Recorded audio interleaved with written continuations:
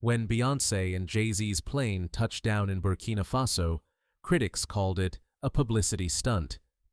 But after 4 hours with Ibrahim Traoré, they left with something more valuable than photos.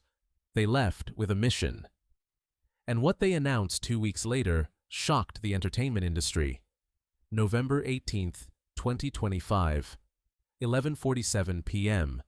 A sleek Bombardier Global 7500 private jet descended through the night sky toward Ouagadougou International Airport. No flight plan had been filed publicly. No media had been notified. The only people who knew about this arrival were Ibrahim Traoré's inner circle and the 2 passengers aboard, Beyoncé Knowles Carter and Sean Jay-Z Carter, arguably the most powerful couple in global entertainment. The jet taxied to a private hangar, away from the main terminal. A single black SUV waited. No red carpet, no photographers. No fanfare. This wasn't a concert tour stop or a charity photo op. This was something else entirely. Beyoncé stepped off the plane first, dressed in elegant but understated clothing, a flowing earth tone outfit that seemed deliberately chosen to respect local culture rather than dominate it. Jay-Z followed, similarly low-key. Their security team moved efficiently, but even they seemed aware this wasn't a typical celebrity arrival. Ibrahim Traoré himself was waiting at the hangar, not a deputy, not an aide. The president, in military uniform, standing beside the SUV. When Beyoncé saw him, she smiled, genuine, not the practiced red carpet smile the world usually sees. Jay-Z extended his hand. Traoré shook it firmly, then did something unexpected. He bowed slightly, a gesture of respect, and said in English, "Welcome home." Beyoncé's eyes glistened. "Thank you for receiving us." They drove through the quiet streets of Ouagadougou toward the presidential palace.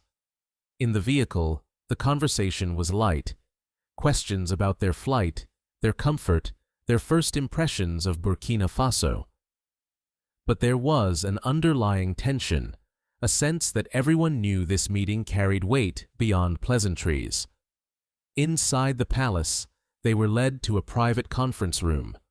No cameras, no phones, just the 3 of them, plus 1 translator, though Beyoncé and Jay-Z both spoke enough French to follow along, and a single aide who took discreet notes. Traoré sat across from them, hands folded on the table. "I know you're both incredibly busy," he began, "so I'll be direct. I invited you here because I believe you have power, real power.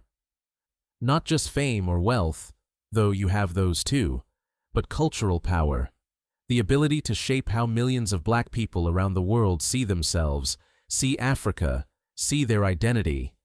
And I want to talk about what you do with that power." Jay-Z leaned forward. "We appreciate the directness. And honestly, that's why we came. Your message, what you've been saying about Pan-Africanism, about sovereignty, about reclaiming African identity, it resonates. But we wanted to understand it deeper. Not through media soundbites. From you."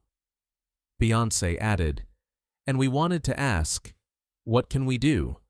We have platforms, resources, influence, but we're also in an industry that's—" She paused, choosing words carefully. "Complicated. How do we use what we have to support what you're building without it becoming performative?" Traoré nodded. "That's the right question, and it's a question most celebrities never ask. They come to Africa for photo shoots, they post pictures with children, they donate to charities, and then they leave, and nothing fundamental changes. Because they're treating Africa as a backdrop for their brand, not as a partner in transformation." He stood and walked to a map on the wall. Africa, centered and enlarged. "Let me tell you what I see when I look at this continent. I see 1.4 billion people, 60% of the world's uncultivated arable land, 30% of global mineral reserves, the youngest population on Earth. Creativity, resilience, innovation that has survived colonization, slavery, exploitation. This continent should be the richest, most powerful region in the world, but it's not. Why? Jay-Z answered, because the wealth gets extracted, the resources leave, the profits go elsewhere. Exactly, Traore said. And it's not just minerals and oil, it's culture. African music, fashion, art, language, all of it gets taken, repackaged, sold globally, and the profits go to corporations in New York, Paris, London. Meanwhile, African artists struggle to access global distribution. African designers can't compete with European luxury brands that steal their patterns. African storytellers can't get financing for films while Hollywood makes billions telling our stories wrong. He turned back to them. You two are part of that system. I'm not criticizing, I'm stating reality. You've succeeded in an industry built on extraction, but you've also tried to give back.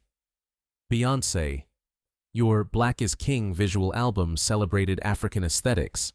Jay-Z, you've spoken about economic empowerment, ownership, building generational wealth. So my question is, are you ready to go further?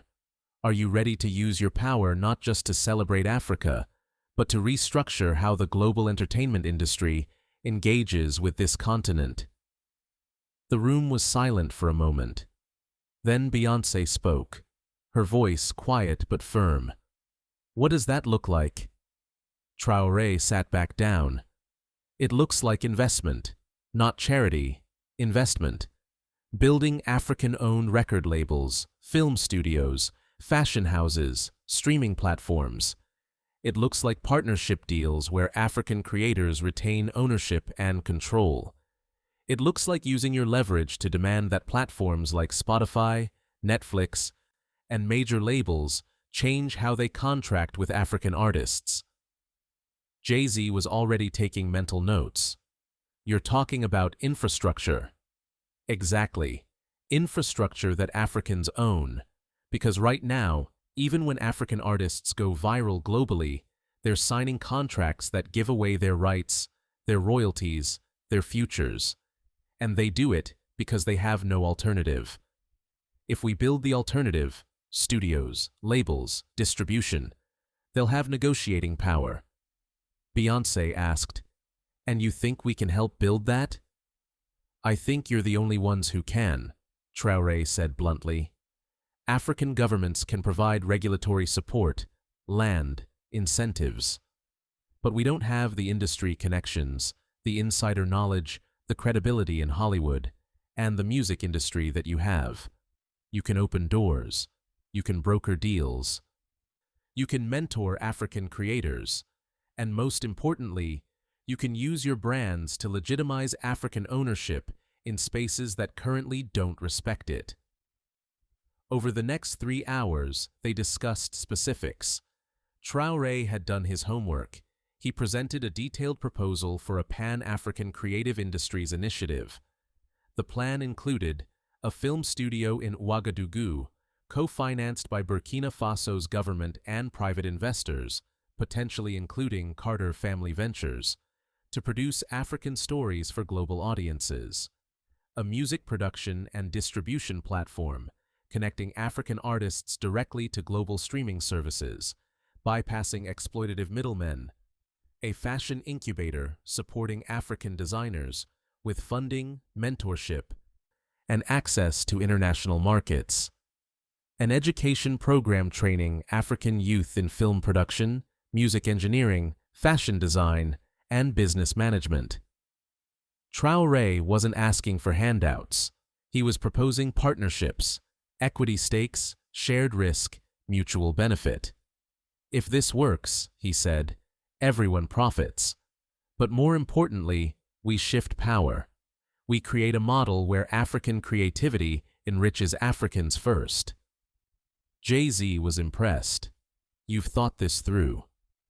I've had to, Traore replied, because every time an African artist signs a bad deal, every time an African designer gets their work stolen, Every time an African story gets told by people who don't understand it, we lose, not just economically, culturally.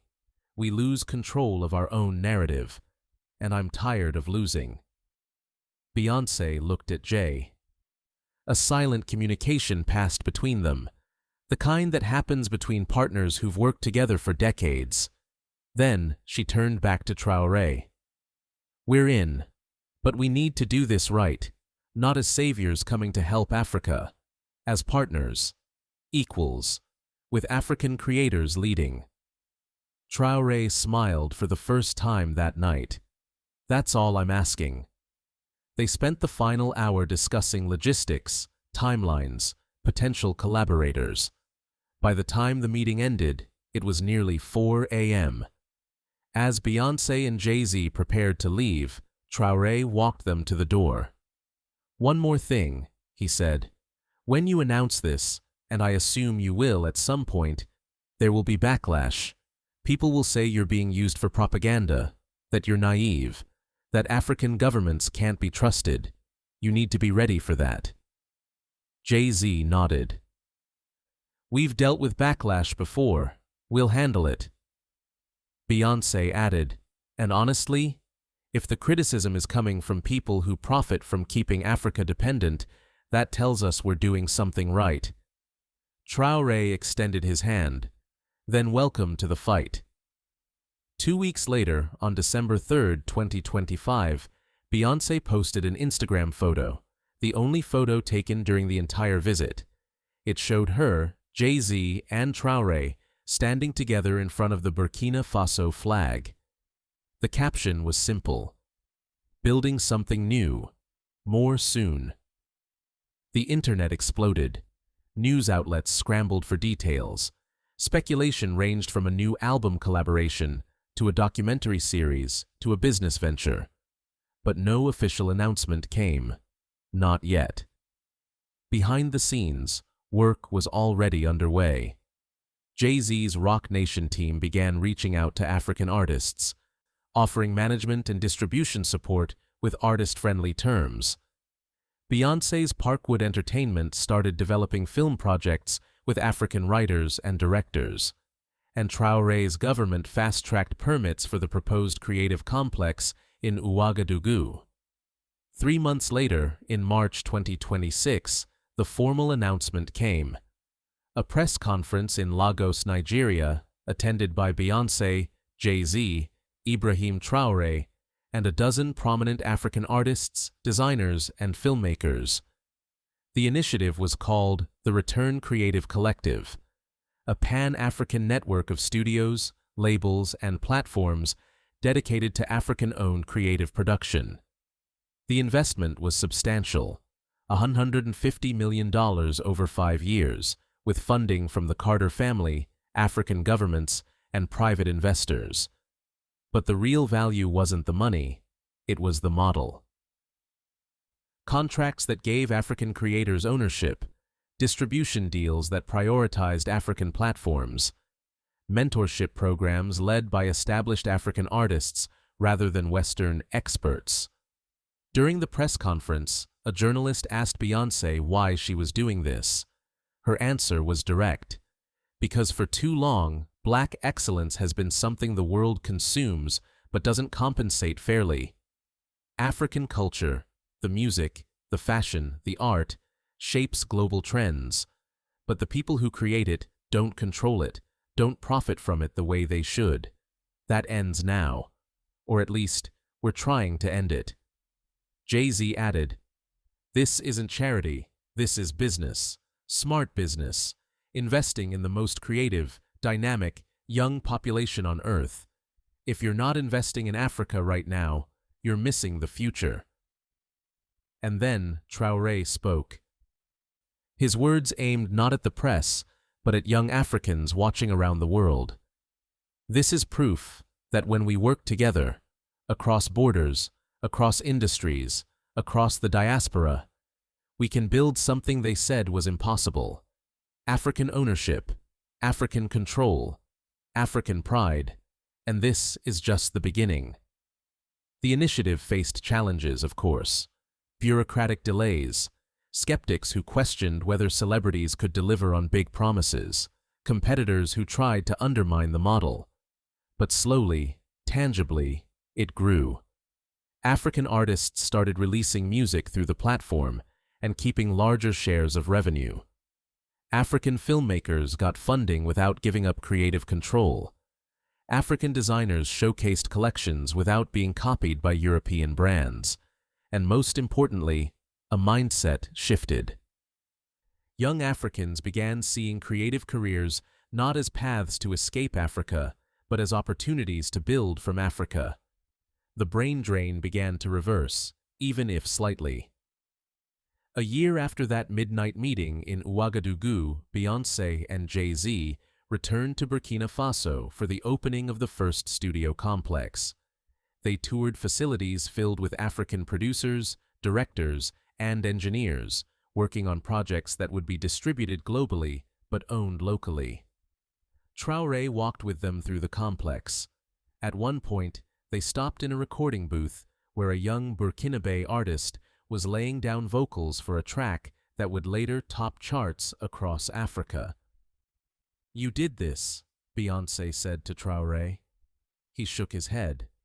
"We did this. You brought resources and credibility. I brought vision and political will." But he gestured to the artists working around them. "They're doing the real work, creating, building, proving that Africa doesn't need permission to be great." As they left the studio that evening, Jay-Z reflected on the journey. A year ago, people thought that meeting was a publicity stunt. Now it's a blueprint. Traoré smiled. "That's how change works.